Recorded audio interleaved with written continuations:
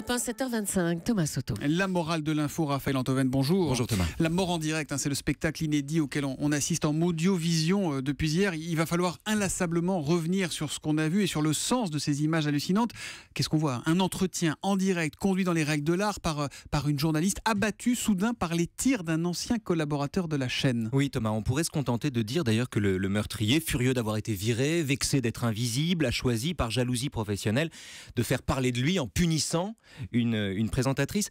Tout ça est vrai, certainement, mais je crois que ça ne suffit pas à expliquer la sidération du spectateur devant ce qu'il faut appeler une mort en live.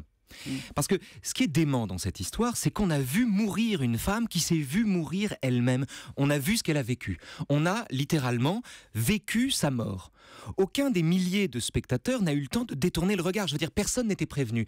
Il n'y a pas eu d'agonie, vous savez, comme avec la petite Omeira en 1985, ou contrairement au 11 septembre, qui avait le sublime de l'apocalypse. Au fond, l'épouvante n'était même pas soluble dans la contemplation. Non, dans cette histoire, les spectateurs ont été littéralement pris au dépourvu. Et le résultat, c'est que jamais nous n'avons eu autant le sentiment que la mort n'arrivait pas qu'aux autres. Jamais la mort n'a été si près de nous. Et puis à ça s'ajoute le fait, Raphaël, que comme Mohamed Merah à l'époque, l'assassin a lui-même filmé son crime. Oui, vous avez raison, absolument. Et qu'à la différence des images diffusées sur la chaîne, on y voit le revolver et les balles qui déchirent le chemisier de la présentatrice. Il y a une vraie mise en scène. Une vraie mise en scène, une mise en scène de l'absence de mise en scène. Parce que si ces images-là sont stupéfiantes, c'est que contrairement à un reportage, ce ne sont plus des images, c'est du réel, sans aucune distance.